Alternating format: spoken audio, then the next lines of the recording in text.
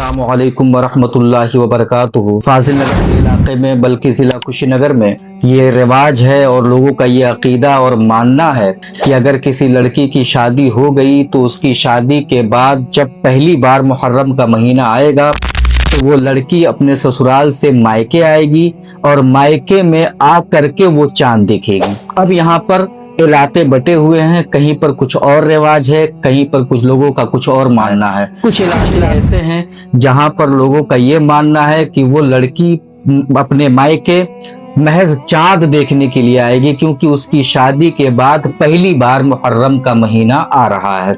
वो आती है लड़की, चांद देखती है, अगले ही दिन सुबह या एक दो दिन रह करके दोबारा ससुराल चली जाती है।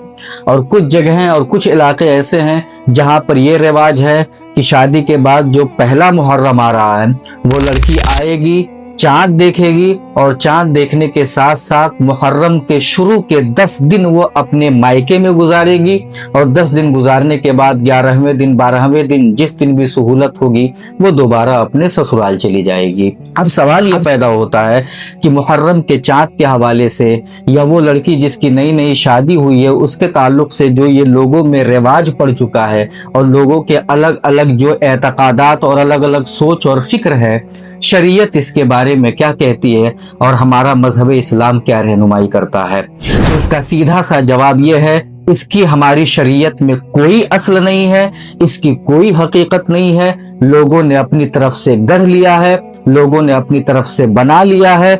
न कुरान शरीफ की कोई आयत इसकी तरफ इशारा करती है, न हदीस रसूल इसकी तरफ इशारा करती है, न ही किसी बुजुर्गाने दीन में से किसी बुजुर्ग का, न ही उलमाए किराम, फुक़हा, मुहद्दिसीन, उसूलियीन जितने भी हमारे उलमा अकाबिर हैं उनमें से किसी का फरमान है।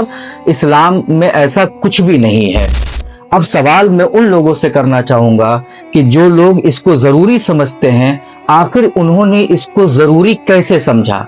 वो कौन सी दलील है, वो कौन सी बात है जिसकी वजह से वो इसे जरूरी समझते हैं और इसे लाजिम समझते हैं? अवाम में मशहूर गलत फहमियों की इस्लाह सफ़ा 309 में है कि लड़की को शादी के पहले साल मुहर्रम के पहले 10 दिन मौके में गुजारना जरूरी नहीं।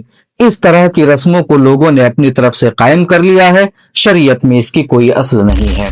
लिहाजा अवाम अहले सुन्नत से मेरी गुजारिश है, जो चीजें शरीयत के मुआफिक हैं उसी पर अमल करें। जिन चीजों की असल शरीयत में नहीं मिलती उस पर अपनी एनर्जी, अपना माल, अपना रुपया खर्च करने की कोशिश ना करें। अल्लाह रब्बुल इज्जत हमें समझ अता फरमाए। अस्सलामु अलैकुम वरहमतुल्लाहि